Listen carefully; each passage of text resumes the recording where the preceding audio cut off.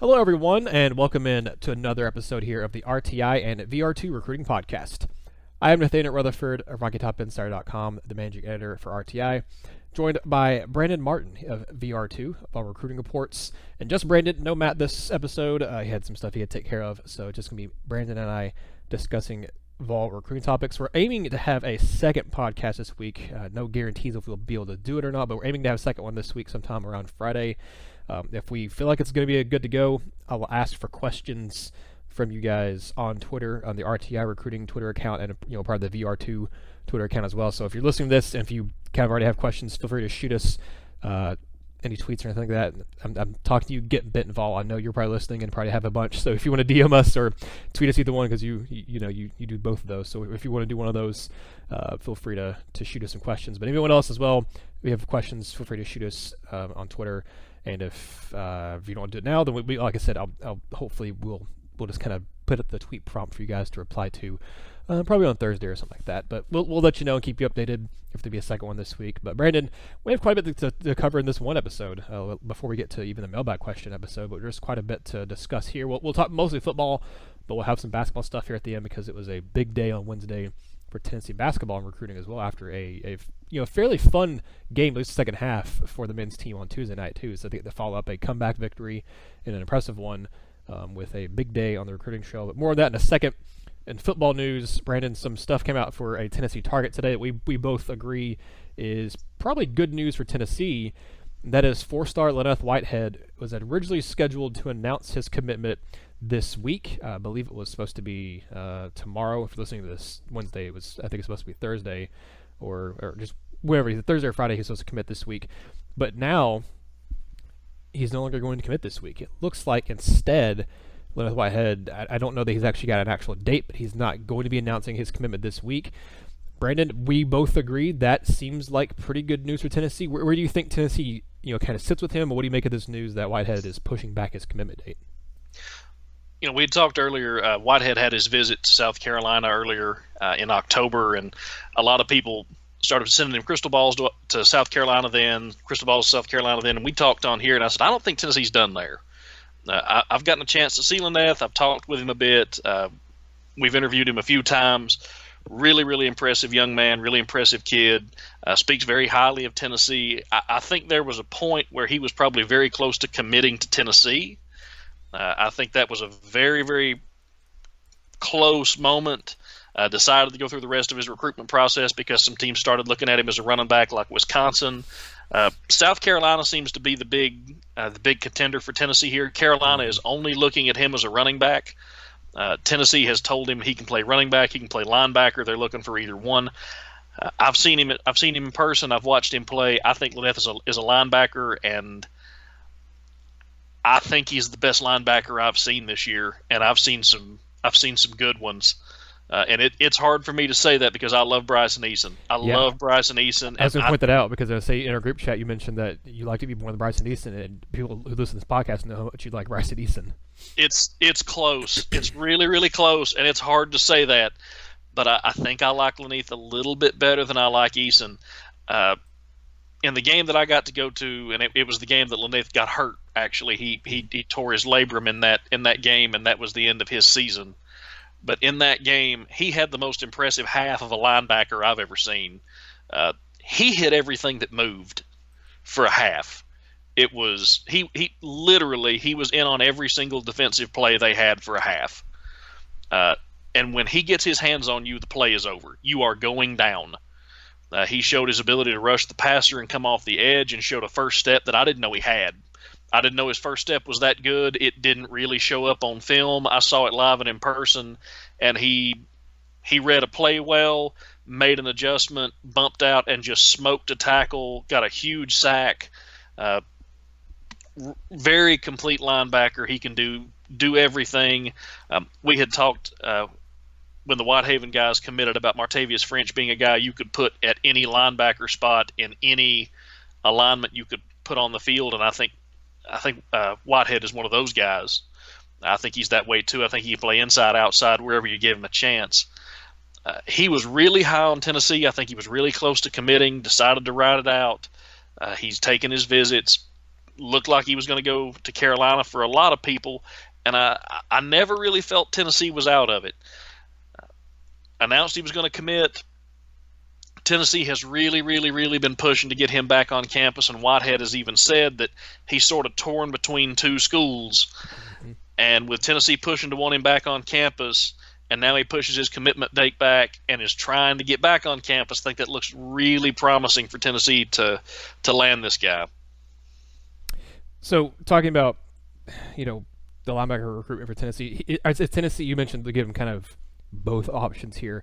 Where do you think, if he comes to Tennessee, if he does commit to Tennessee over the other options he has, South Carolina and everyone else, do you think he goes to linebacker for Tennessee? Do you think he goes to running back? Because I watched his film and he's good at both, but I kind of tend to agree with you in the fact that I think he's a really good linebacker, but Tennessee also does have a pretty big need at running back moving forward. They obviously have T. Hodge right now, but they are definitely looking for the second running back in this class. And like we've said, they've got 2 linebackers already committed. They're still recruiting a couple other linebackers, which we'll talk about that in a second. Do you think he stays at linebacker, or do you think he goes running back? Because he's listed as both on recruiting sites. Looking at his 247 profile, they have him on his actual prospect info as running back, but they ranked him as an inside linebacker. So they have him as both on his 247 profile. So where do you think he ends up if he does come to Tennessee? I think he'll wind up playing linebacker. It's also going to depend on who else Tennessee signs in this class. Yeah. If Tennessee pulls in, and we'll talk about these guys in a minute, but if Tennessee pulls in somebody else that can play running back, because they're in on several guys, there's a lot of guys left in Tennessee's class that play multiple positions. And so if Tennessee can land one of these other guys who's maybe a little better suited to be a running back, I think you're going to see Whitehead go to linebacker. I think he could be an SEC running back. I think he could be that big, bruising power back that Tennessee wants. He's got good speed. He's got really nice quickness. He's a very smooth athlete. He picks his way well. He sees the field well on offense and defense. He sees the field well on both sides. He sees the field well as a ball carrier. He is not easy to bring down, and he certainly doesn't shy away from contact. And I think he could be a really nice running back for Tennessee and could fill in sort of that power back role they're trying to find. That said, this kid's a monster at linebacker. I mean, he can cover, he can rush the passer, he can get sideline to sideline, he plays through blocks, he gets off blocks, he plays through trash. He reads the play well. He reacts quickly. He can cover. He's got good hands. He's an outstanding form tackler. I mean, he ticks every single box you have for a linebacker, and he's a kid that you're not going to be able to get off the field. When you put him on, he's going to be able to play in whatever scheme, whatever defense you're running. I think he winds up a linebacker at Tennessee, especially if they land some of these other guys we're going to talk about, because I think you got some better suited to running back there.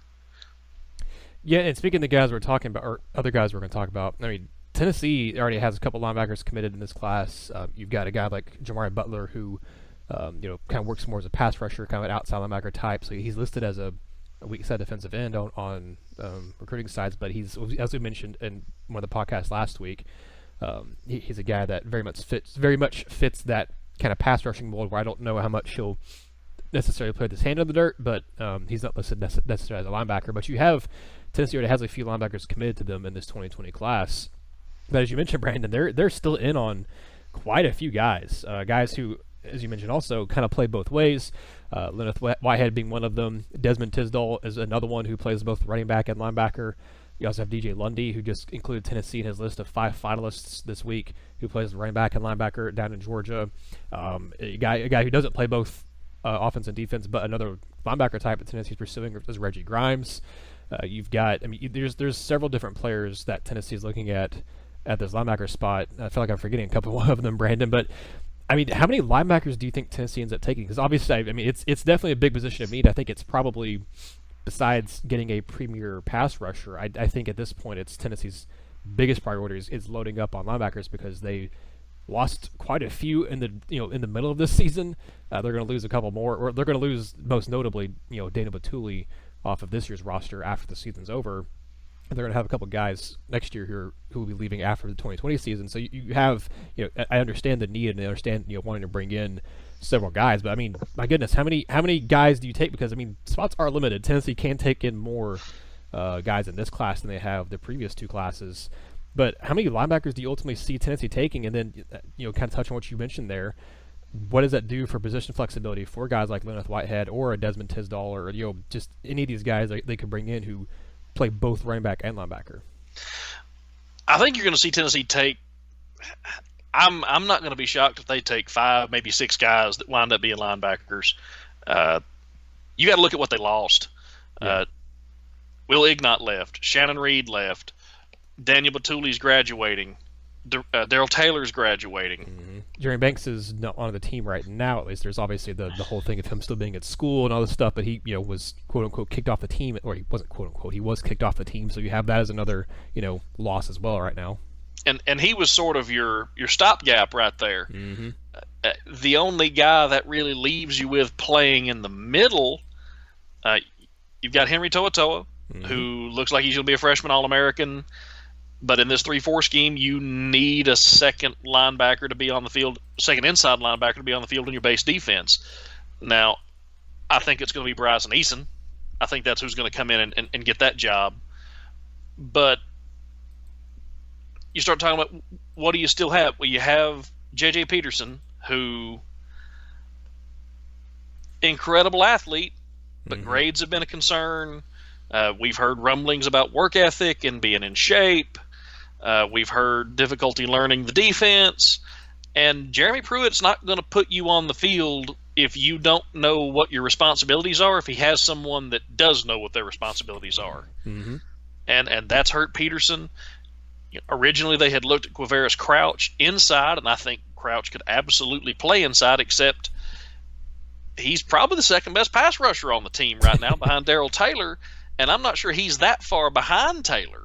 He doesn't get as many snaps or as looks, but I think if you saw him playing the same percentage of snaps as the primary pass rushing outside linebacker, his numbers may wind up real similar to Taylor's.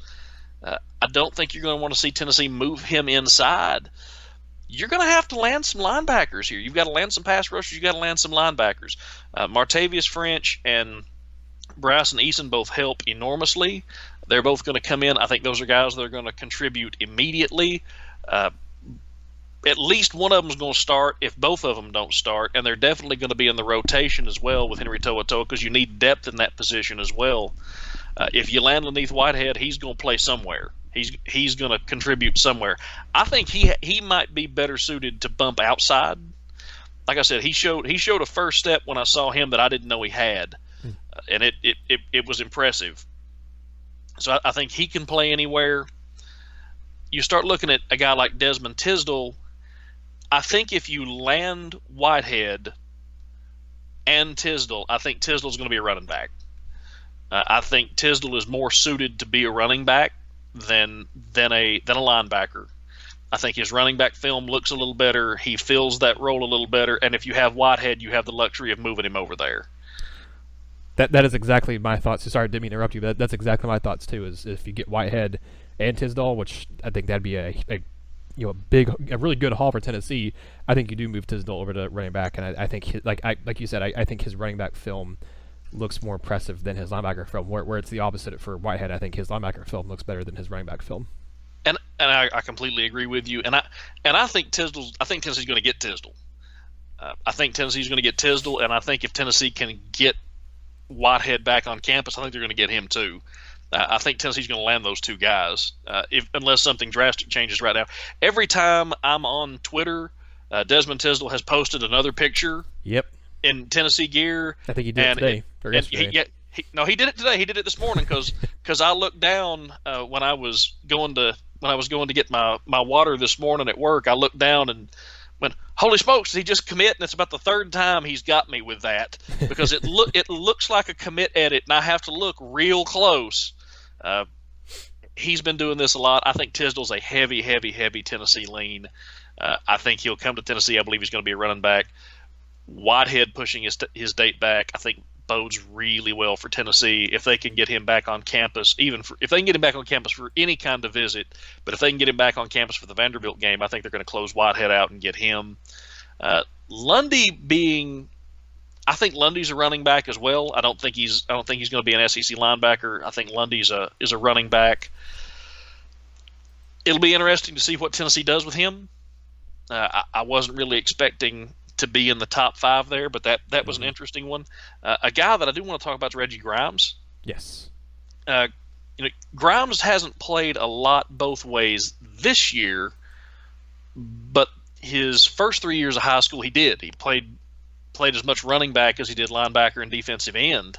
And at times he'll come in and play short yardage running back for Ravenwood now. And I've seen him play it, and he's a hoss. I mean, he looks good with the ball in his hands. He's a big, strong, scary running back that I would not want to have to be the guy to tackle. But Tennessee needs pass rushers, and they need pass rushers bad. The 2 guys that are left on the board that I think are your more pass rusher types are Reggie Grimes and then Morven Joseph. Morven Joseph's currently committed to Florida State. Mm-hmm. He's scheduled an official visit with Tennessee. Tennessee has really pursued him hard. He is a absolute freak athlete. People believe that because of the Willie Taggart firing and the turnover there at Florida State, Tennessee's got a shot at this one. I think they do too. Getting him back on campus is going to help Tennessee. I think he's a little underrated as a 3-star too, by the way. I agree, yeah. His tape is phenomenal. He plays against really good competition. I think he could be a really nice pass rusher for Tennessee. The thing that I think is hurting Reggie Grimes so much right now is nobody knows what he is. Is he a 4-3 defensive end? Is he a 3-4 outside linebacker? Is he a running back? One of the positions I keep hearing thrown around for him is a position I've never seen him play, but is he a tight end? And as many times as I've seen him, I don't know. What I do know is that if you put Reggie Grimes on the end of the defense and tell him to go get a quarterback, I like his chances. This is a big, long, strong kid. He's straight line fast. He has good acceleration. He is extremely intelligent, and I can't emphasize this enough. This is a part of his game that you've got to see him and you've got to talk to him to understand. Reggie Grimes is as bright a kid as there is in this class. Not just football IQ is very, very high. Classroom IQ is very, very high. This is a kid that you could put in multiple positions and I don't doubt could learn multiple positions. You could put him in multiple roles on the defense. You could probably put him defense and offense. I believe he's going to be able to learn whatever you have him learn. I also think he is too good of an athlete for Tennessee to pass on. You're seeing some programs like Alabama who have kind of backed off him a little bit because they're not sure what he is, and they can afford to take a more polished product. I don't think Tennessee can pass on an athlete like Grimes if you can get him. I don't think they're in a position to turn away this phenomenal athlete. And if you're not going to roll the dice on Reggie Grimes, who are you going to roll the dice on?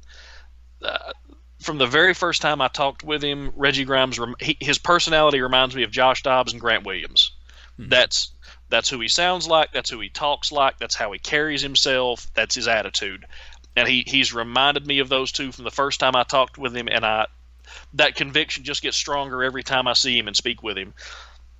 You're talking about a very intelligent kid, wants to be a mechanical engineer, well-spoken. His dad played big-time college football. His dad played in the pros. His dad has helped coach him.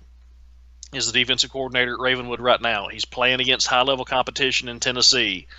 He can play multiple spots to help you. He's bright enough to learn multiple roles. He's a really, really good member of the community. If you're going to roll the dice on the kid, this is the one you do it on because he's going to help your locker room. He's going to do whatever you ask him to do. And if you're Tennessee, you need a pass rusher, and he's a darn good one. And I think you can get him. If you turn the heat up on him, I think you can get him. Tennessee needs depth. They need depth inside linebacker. They need depth at outside linebacker and pass rusher. I could see Tennessee taking, as far as pure linebackers go in this 3-4, I can see Tennessee taking Eason and French. I can see them adding Whitehead. I think Tisdale's a guy you take, but I believe Tisdale's going to play running back. Mm-hmm. I could see them taking Grimes. I think Jamari Butler is going to be an outside linebacker for them. And if they can get Morven Joseph, they're going to take him too. I mean, I could see Tennessee taking a lot of linebackers in this class. Yeah, I 100% agree with you. And like we said, that it's a lot because you have a need. Like we mentioned, you're losing Daniel Batul, you're losing Darrell Taylor. Next year, you'll have as seniors, you'll have Jordan Allen, who obviously hasn't played this year, and I think I don't know if he can gain a medical redshirt to get a second year of eligibility or not, or to keep this eligibility year or not. But he's a redshirt junior right now. DeAndre Johnson's currently a junior, so he'll be a senior next year. And I think that's it as far as the scholarship guys. Yeah, because Kevon Bennett's a redshirt sophomore, so he'll be a redshirt junior next season. But you'll have potentially two more guys who'll be seniors in 2020 leaving. And as you said, I mean, you don't have a lot of guys that have that you I think trust to play a lot behind obviously Henry To'oTo'o and Quavaris Crouch with the younger guys. You have guys who are still learning position like Roman Harrison, who I think has a high ceiling, but I don't know how well he's still going to be ready to play as a major role next year. Maybe he does. He's obviously got the physical tools. He just needed to learn the position. Salone Page, I don't know that you're really counting on him to play a whole lot next year unless you just have to. But I agree with you. I think they take quite a few linebackers. They've already got a few committed, and they're still targeting more. The numbers will be very interesting to see how they kind of play out in this class. But right now, I think linebacker is still definitely Tennessee's biggest need. Speaking of kind of numbers and kind of fitting people in, Tennessee would obviously like to take a few more wide receivers in this class. They're still targeting quite a few, whether it's Thayou Jones-Bell or some of the big name guys we've talked about before on this podcast. I think the Raheem Jarrett ship has probably sailed at this point just because LSU was just rolling, and I would honestly be pretty surprised at this point if he decommitted from LSU. But I mean, Tennessee's still going to kick the tires. They're still going to keep that relationship going. But a couple offensive targets who, Brandon, I'll be very interested. One of them I think Tennessee has a sneaky good chance with that I don't think national analysts are really talking about Tennessee a whole lot, but we'll get to him in a second. But one guy whose recruitment will be very interesting to see if it happens, if Tennessee tries to get in more with them, is Darren Turner, because he just announced his decommitment from Arkansas on Wednesday because of the firing of Chad Morris. He put a thing on Twitter saying if he talked with his family and everything, they feel like with the firing of Morris, with the head coach there, he's going to reopen his recruitment. He says he's going to consider Arkansas, but he wants to explore other options as well. He's a guy that seems like he hasn't had, at least from just what I've seen chatter-wise about it, doesn't seem like he's had maybe as good of a senior season. He's kind of, or at least with maybe a camp circuit or wherever it was, his stock seems like it's kind of fallen a little bit. Still listed as a 4-star, but he's a guy that I think we maybe even touched on in a podcast before, that it seemed like he was committed to LSU at one point, decommitted from them. It seemed like he'd be destined for an SEC school, but maybe a smaller tier SEC school. Then he committed to Arkansas.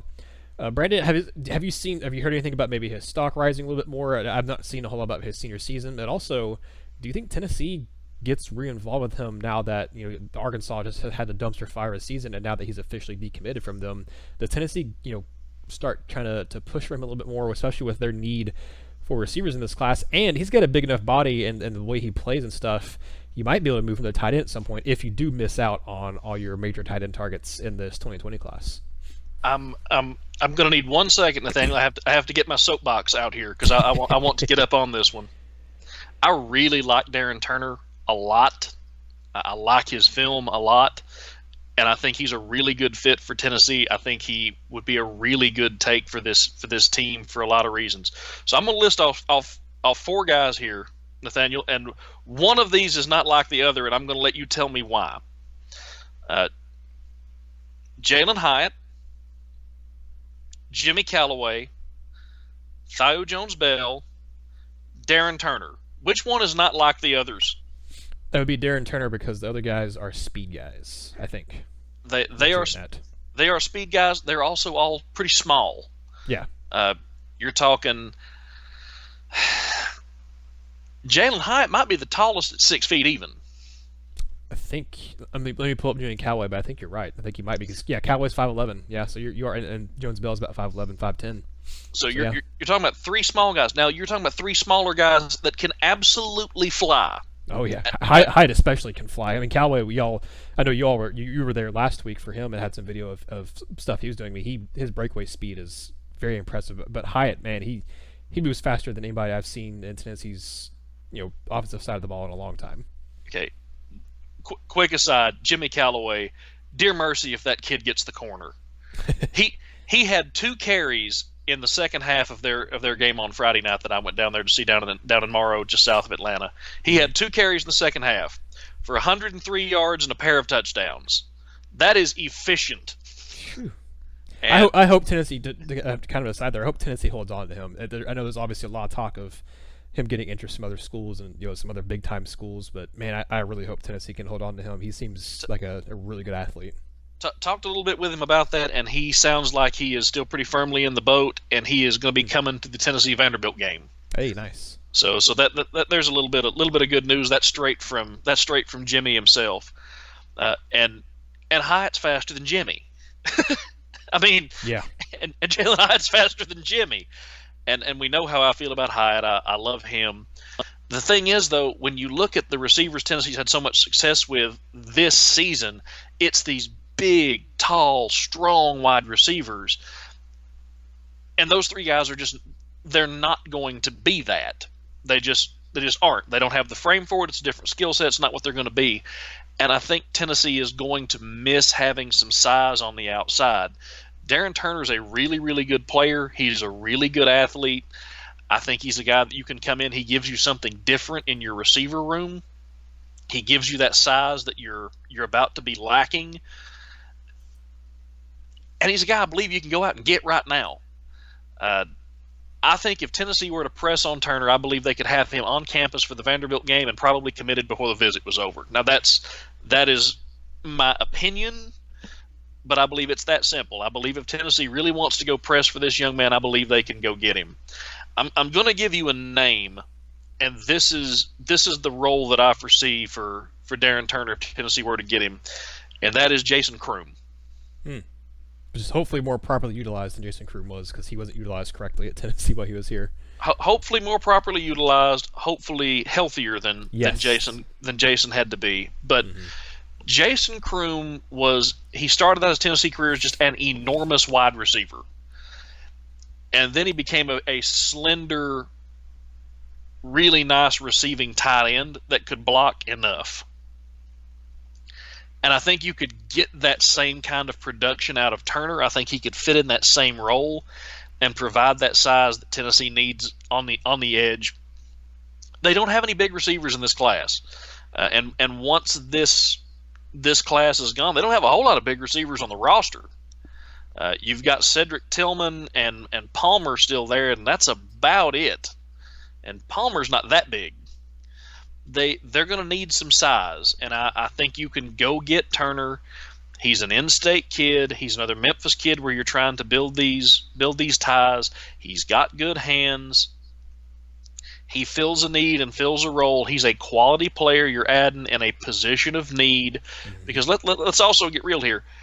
Tennessee's not going to have a whole lot of four-star wide receivers this late in the game fall in their lap. Nope.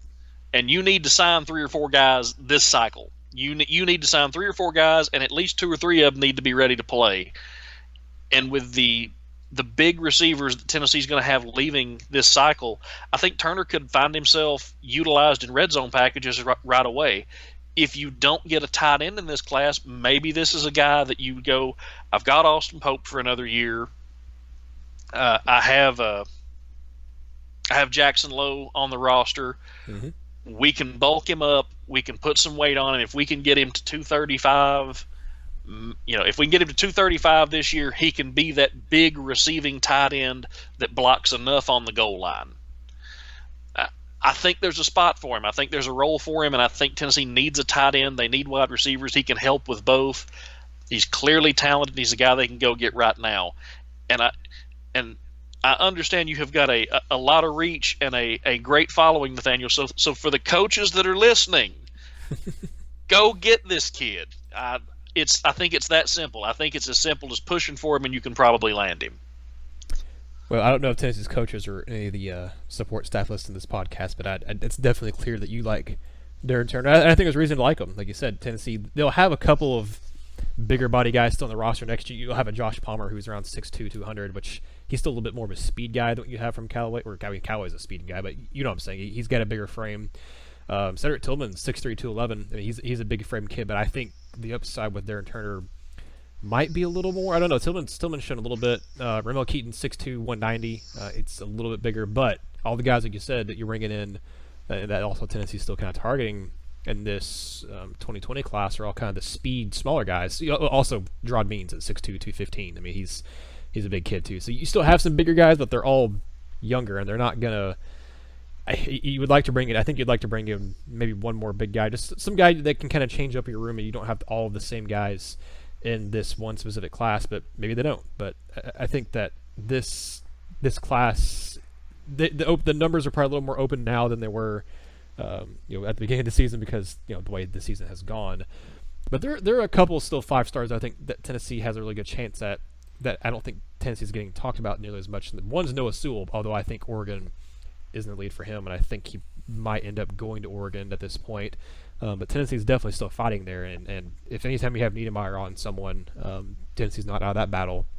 Another one that I think, Brandon, that on the offensive side of the ball that I don't think national people are really talking about a whole lot with Tennessee, he's getting more attention to some of the other schools on his list, which is understandable because he's got offers from everyone, but from Georgia, Alabama, Miami. That's Darnell Washington. I think Tennessee, he visited recently. He hasn't decided quite yet on who's getting his last official visit, but it seems like he's leaning towards Tennessee getting that last official visit, and that would be right before the earliest signing period is when he would come in and visit. And I think he's planning on signing in the earliest signing period. Brandon, what are your Tennessee's chances with him? Do you think? I don't necessarily think that Tennessee leads for him, but I think his visit this past, the last time he came and visited, I don't know that it really could have gone better. I'm not saying like Tennessee had a grand slam and knocked out of the park or he's a silent commit or anything like that, but I think he had a really good visit last time he was on campus. And I don't know, he visited Alabama recently too. I don't know that Alabama did enough on that official visit, which was not this past weekend. Actually, I guess it was this past weekend. Yeah, it was the 9th he came in. He visited Tennessee unofficially, kind of last minute. Not last minute, but it wasn't announced until last minute. But he came and visited Tennessee unofficially for the UAB game, and it wasn't known until really, I think, not too long before he came in that he was coming in, and then he came out on the official visit to Alabama this past weekend.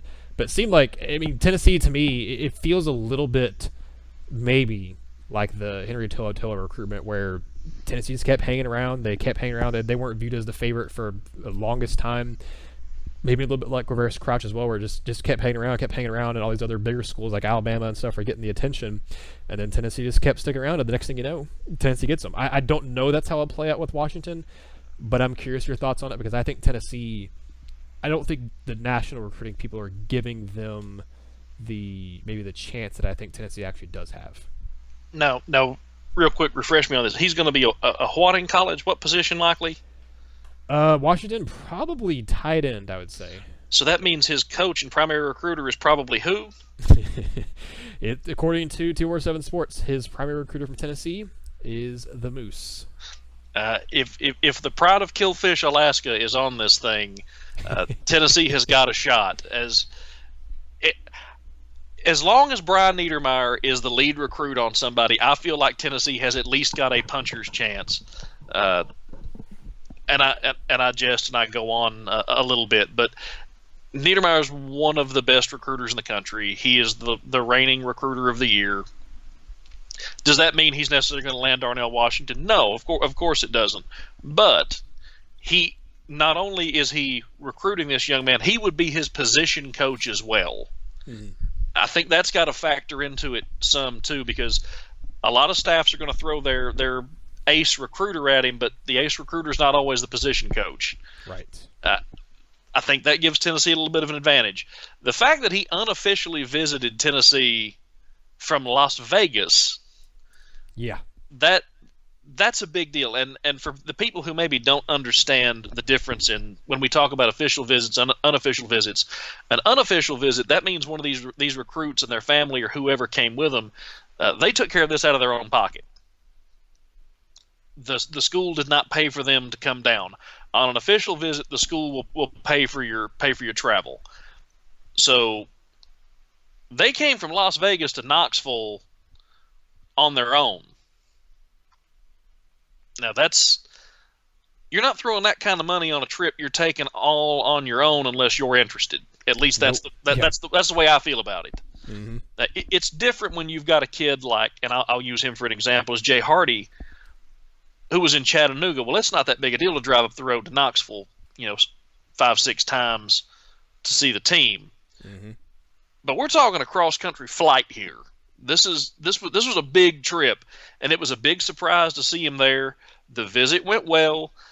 He likes Niedermeyer. Washington wants it. It certainly sounds like Washington wants to be in the SEC. Yeah. Alabama is a player there. Georgia is a player there. But I'm with you. I think Tennessee very quietly is much more in the mix for this than people think. And if they get his last official visit, whether it is in December or if they get him for the Vanderbilt game, whichever one he were decide to come to, if they get his last official visit, that's going to be a big deal. And Niedermeyer's a closer. I mean, we all know that. I promise you that if Tennessee gets his last official visit and they do it right before this early signing period starts, there are going to be some seriously nervous people in Tuscaloosa and Athens, because when the last guy who's going to get a hold of this kid is Brian Niedermeyer, right before he signs on an official visit as his position coach, and Tennessee has got a history of really blowing recruits away with their visits. Tennessee is kind of a place that I've heard people say it recruits itself. If I can get them to campus, that's all I have to do. There's a chance, and there's also a need. I think Tennessee can sell him on top of everything else. If Tennessee's able to win out, they can go, look, we ended the season on a tear. After a terrible start, we ended the season on a tear. We've got things going in the right direction. We made a bowl game. If you went out, we ended the season on this winning streak. We're a young team. We have a lot of guys and a lot of talent coming back. We have a really good class coming in, and we have a need at tight end. You can come in and be an immediate impact. You can come in immediately and fight for an impact starting role. That's a good sell from one of the best salesmen in the business right now. Yeah. Yeah, it absolutely is. And talking about Niedermeyer, too, back in July, Darnell Washington spoke with 247 Sports just about his recruitment. And here's some quotes from him about Tennessee and Niedermeyer, because I think this will kind of tell you all you need to know. This is back in July. He's obviously given a few other interviews since then, and he's also kind of reaffirmed talking about how much he likes Niedermeyer. But this quote just sticks out to me a lot. He says, "Out of all the coaches recruiting me, I had the best relationship with Coach Niedermeyer. He's a great guy and someone I know I would enjoy playing for as a position coach. I've been there 2 to 3 times as well, and just like with Georgia, I love the campus and the passion for football everyone has out there." I mean, talking about not just that he likes Niedermeyer, but he probably has the best relationship with anyone that was recruiting him with Niedermeyer. I mean, that to me, and as you said, he hasn't unofficially visited, at least not according to 247 Sports timeline. That I look at his tweets, I haven't seen him mentioned either. Unless he's done it quietly and it hasn't been made public, he hasn't, at least that's been known publicly, gone on an unofficial visit anywhere since the season started besides Tennessee. All his other unofficial visits were over the summer, to like to LSU, to Miami, to Auburn, and I think he did unofficially visit Tennessee back in March as well. But all the other trips he's taken so far during the season have been an official visit to Georgia in September, an official visit to Florida in October, and an official visit to Alabama last weekend here in November. So Tennessee is the only one that he's taken an unofficial trip to. Like I said, I'm not going to say that Tennessee leads for him, because I don't know that I just don't have a good enough feel on his recruitment to say who leads for him or anything like that. But follow the visits, and also follow things like that. Follow the relationships. They don't always obviously pan out, because I mean, look at Jay Hardy. He visited Tennessee a ton, didn't really visit Auburn that much, and obviously didn't commit to Tennessee. And I don't know that Tennessee's out of that either. But what was the second part of your equation there, though? You follow the visits and you follow the relationships. Exactly right. And Hardy, as y'all, and Matt was there for the ceremony, talked with Hardy. He didn't have as good a relationship with Tennessee's coaches as he did with Auburn. So right now, Washington has visited Tennessee a couple of times. He's visited them unofficially during the season. He hasn't visited anywhere else unofficially. And as he said in his own words, probably the best relationship he has with any coach is with Brian Niedermeyer. So I think they're firmly in that mix there, and he's just not getting a lot of attention from national guys talking about Tennessee. They want to talk all about Alabama, Georgia, and whatnot. But I would be stunned if he came out with a top 3 or top 5 or whatever on right now at this point, and Tennessee wasn't involved in it, or wasn't in his top 3 or whatever. If Tennessee gets that last official visit, that's when you're going to see some people get a little wide-eyed. That's going to be the moment that people going, wait a minute, this is for real. And it may be too late for some other teams. If Tennessee gets that last official visit, it may be too late for some other teams to stop it because, again, by the time you realize, oh no, he's taking his last visit to Tennessee, he's been there a few times, he's talked about how close he is with Niedermeyer. By the time you realize that and start trying to talk him out of it, it's late in the season, it's late in the process, he's already down here, and he's listening to one of the best in the business at closing the deal on this. I think that's interesting. I think that one could happen. I'm with you. I think that could happen. I'm not saying it will, but I think Tennessee has got a much better chance than a lot of people realize on that one. Noah Sewell, just to be brief and mention him, I'm with you. It's going to be really, really, really hard to see him going anywhere but Oregon. But again, you've got Moose on him, and Tennessee sort of keeps hanging around. Moose is not a guy you want to give that chance to late, and Sewell is just some of the stuff that he does on film. You're just watching, you're going, Noah, that man has a family. He's an absolute freak. He's a guy. He was probably one of my top kind of like dream catches for Tennessee this year was Noah Sewell. He is just an absolute monster out there. He's a guy that he doesn't really have right now a positional home, but good Lord, he can play almost any position on defense in the front seven. He is a monster out there. He defies logic watching him run with the size he has. I mean, he's just an absolute beast. He can play whatever position he wants to because I'm not telling him no. Because I'm afraid. Yeah, that too. Just a couple of things here before you go to basketball, before we wrap up the podcast here. At practice today, there was no Brian Niedermeyer or Chris Rumpf. Brandon, we talked a little bit, I think the last podcast we did, all three of us together, we talked about, coaches need to go out and visit more. Obviously, we said Needs has gone out and visited some. But I'm assuming, if Rumpf was there, he's probably visiting too. That's interesting to me because Rumpf, as we've talked about, he hasn't, aside from Niedermeyer and maybe a couple other guys, there hasn't been a whole lot of Tennessee's coaches gone and kind of visiting and stuff. So this is a bye week. This is the perfect time for them to go visit. So haven't heard anywhere where these guys might be, but if it's Niedermeyer, there's a good chance he's out on the West Coast somewhere because that's where Tennessee's big major targets are that are 5-star guys.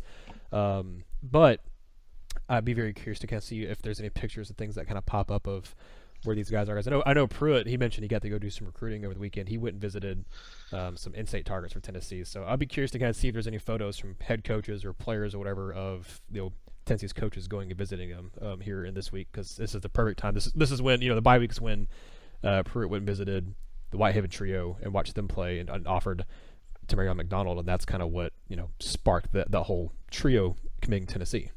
You got to feel confident Niedermeyer's on the West Coast. Rumpf is an interesting one. Rumpf being gone is an interesting one because who would he be going to visit?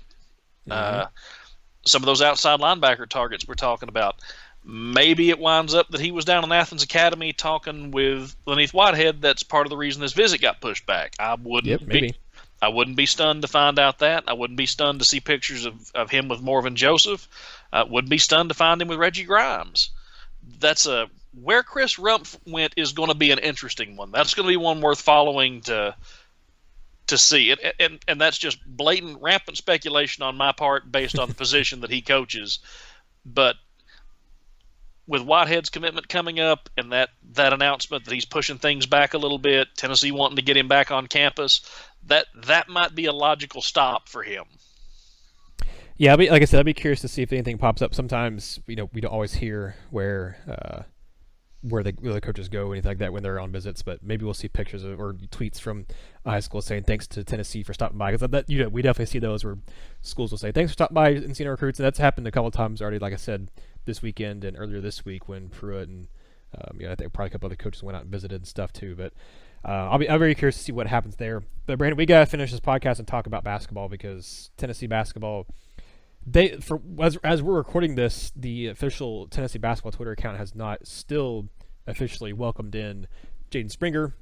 I guess they haven't got his letter yet, but they have officially announced the signings of 5-star Keon Johnson and 4-star Corey Walker. Spear did sign. There was video and picture evidence of him signing his NLI at IMG Academy. We reported on it earlier today, and also saw 247 Sports reported after we did. So we it's been documented that he's signed. It just hasn't been officially. I guess Tennessee hasn't got the letter officially, and they haven't officially woken him in yet on social media. But Brandon, it's barring them asking it out of their NLI, which can definitely happen, but I don't, I'd be stunned if it happened with any of these guys. Barring anything like that happening, and barring any kind of major ratings drop by any of these three guys, which I don't think would happen either, Tennessee is well on their way to signing the highest rated recruiting class in the program's history in men's basketball. You've got 2 5-stars, a 4-star, all 3 of them are top 40. According to 247 Sports, Tennessee's never signed 2 5-stars in the same class. That's going to change, and they're not done. I fully believe this class is one that Tennessee will oversign at least by 1, but I almost think they end up oversigning in the spring signing period. I almost think they end up oversigning by 2. You have, I cannot remember his last name because it's a foreign last name, but you also have a point guard Tennessee's targeting in his 2020 class who doesn't have a rating yet, but the guys at 247 Sports who do the international prospect rating say he's probably tracking to be a 4-star and around a top 100 guy. You also have Dylan Cardwell, who's a big man who I think Tennessee, they need a big man in this class. They missed out on PJ Hall, and they've missed out a couple other guys too. But Brandon, as it sits right now, with this they've officially got all the numbers they can get officially without oversigning at this point. If they just get these 3 guys, if they don't get anyone else, this is still obviously a phenomenal signing class for Tennessee basketball, and one that I think next year is going to be. We talked about this before. I think last time you and I just did a podcast. We are getting. I'm very, very excited for this 2020-2021 roster in men's basketball because I think it's going to be a very, very fun season of basketball for Vol fans and for all of us who get to cover the team as well. It is going to be a team that absolutely no one wants any part of. None. First of all, let's look at what would be coming back. Yeah. Okay, so you're going to lose Lamonte Turner. You're going to lose Jordan Bowden. Now, those 2 hurt, absolutely, no question about that. And that's it. Yep. You're looking at Josiah Jordan-James could absolutely be a one and done. I don't think he is. I don't think his offense is where it needs to be a one and done yet. Mm-hmm. And although that has been talked with him, he's always sort of talked and sounded like he's interested in staying a few years.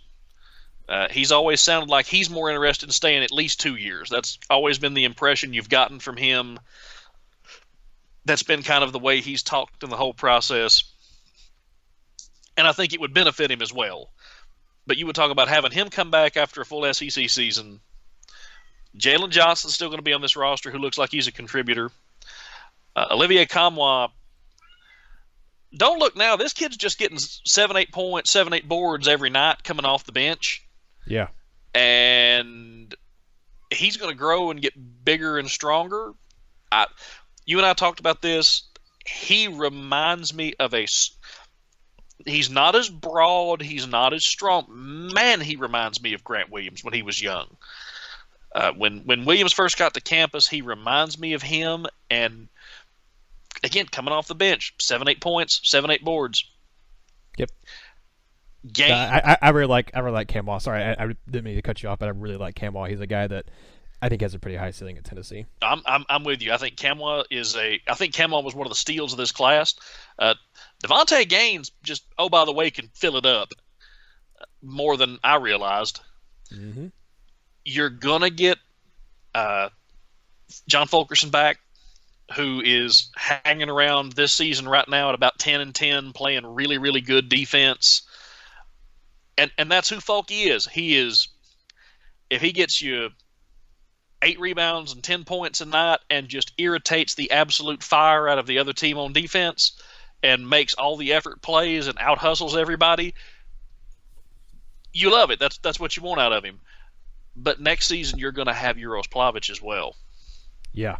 And you might still get him this year, and if this secondary appeal for Tennessee pays off and they get him, it changes the whole complexion of this team because of another guy. If you can get Uros Plavic on this team playing as a true center, what is Yves Pons capable of? Because I told you earlier in the season before the exhibition game, I'm a huge Yves Pons fan. I love his game. I love his attitude. I love the work ethic, all the physical gifts. And all he has done is just come out and do everything they need him to do. He's played center. He's played power forward. If you could give him a true center to play beside, like a Plavic, even this year, what is he capable of? Because all of a sudden, you've got a 3-ball that he's shooting the lights out with. Mm-hmm. So you can play him as a stretch 4.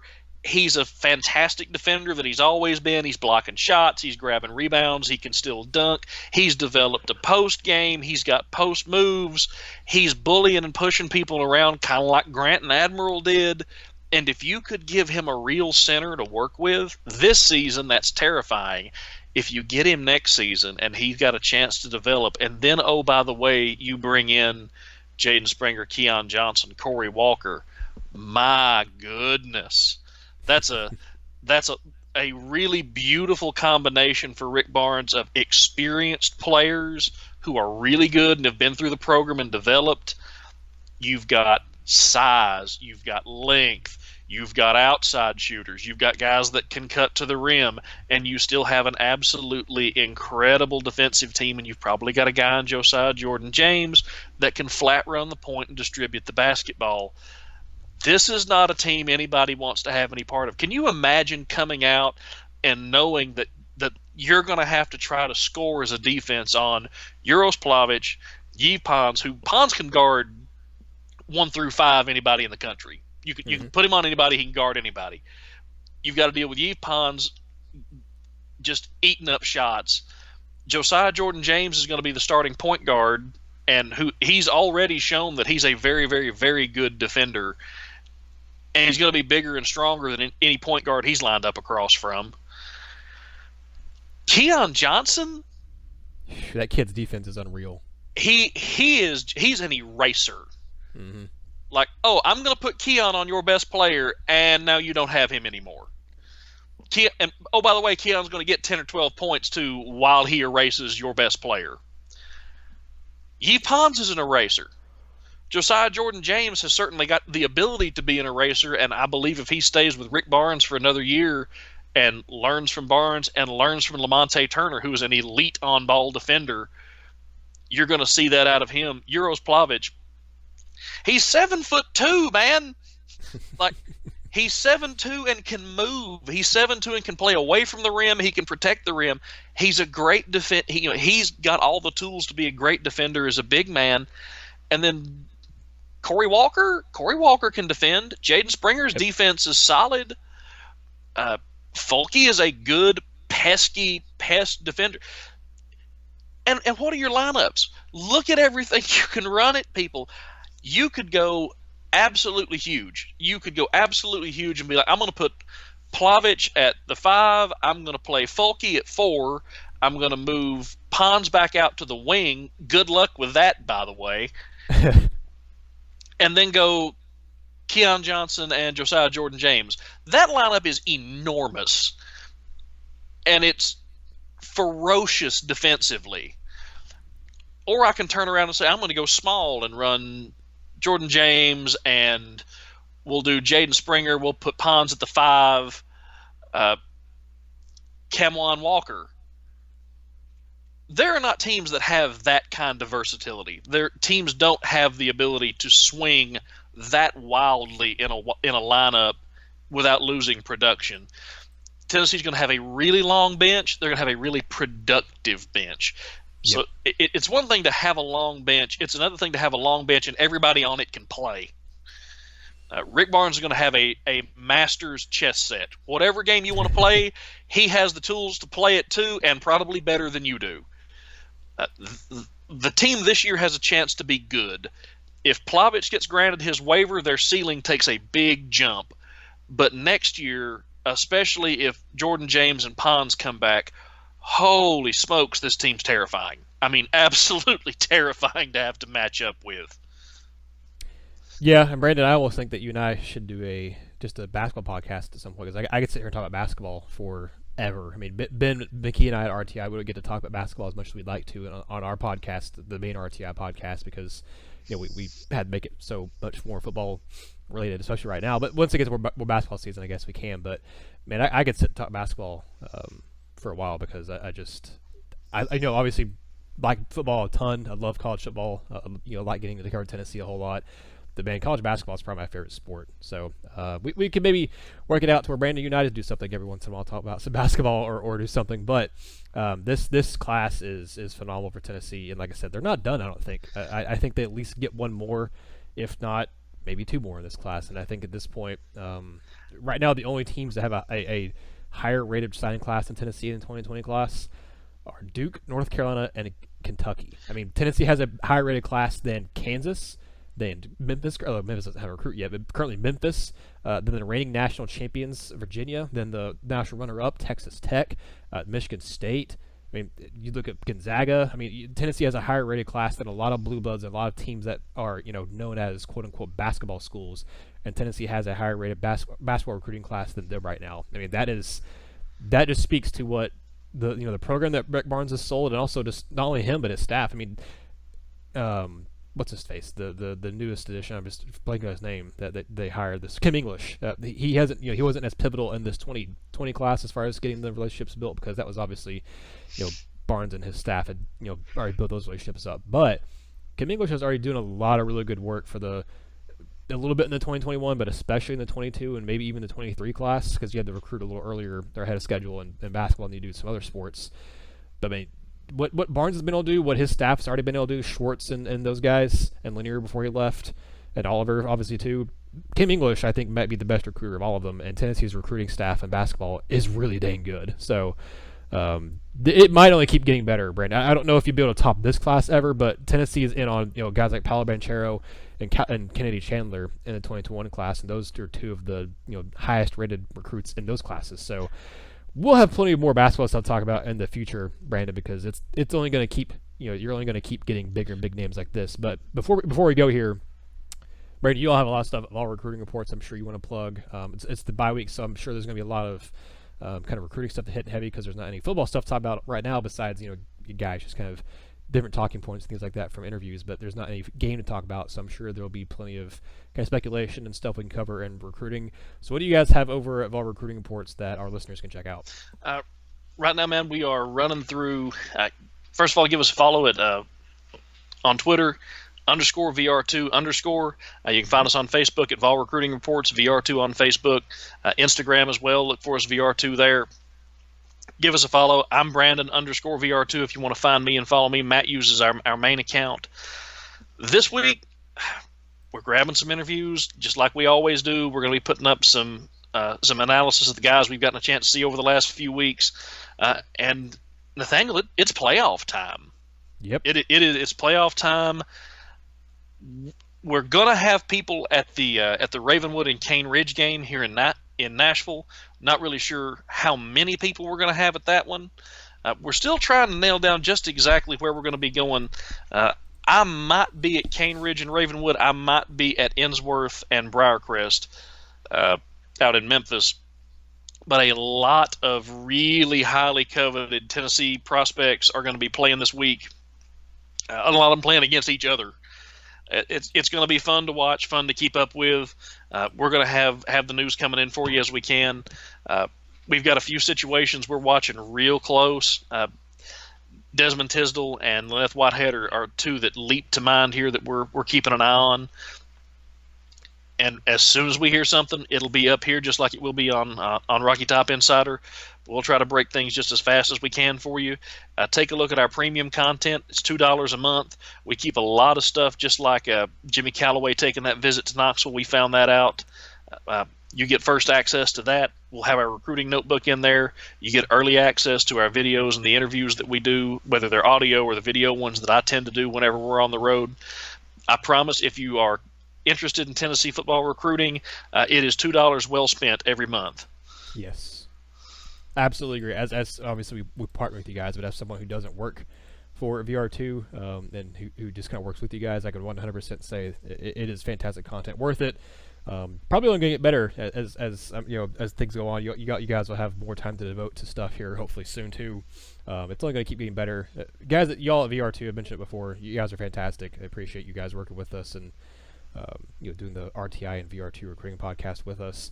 We have a few recruiting notes of our stuff ourselves on RTI. Not as nearly in depth as what the guys at VR2 do, but we obviously do cover it ourselves. Some basketball things up there, obviously about Tennessee signing the guys we just talked about. A couple things in football with DJ Lundy announcing Tennessee as one of his finalists. We'll probably have a piece up this week about some of Tennessee's recent offers they've put out. On the bye week, they've been able to go out and evaluate some senior film and send out some offers to kids. So I'll kind of hopefully have a piece up about who Tennessee has offered recently and just kind of what they're targeting wise, everything like that. So be on the lookout for that. Be on the lookout for just other stuff coming up. Basketball related, because Tennessee has a big matchup with number 20 Washington over the weekend. But signing off for Brandon Martin, I am Nathaniel Rutherford, and this has been another episode of the RTI and VR2 Recruiting Podcast.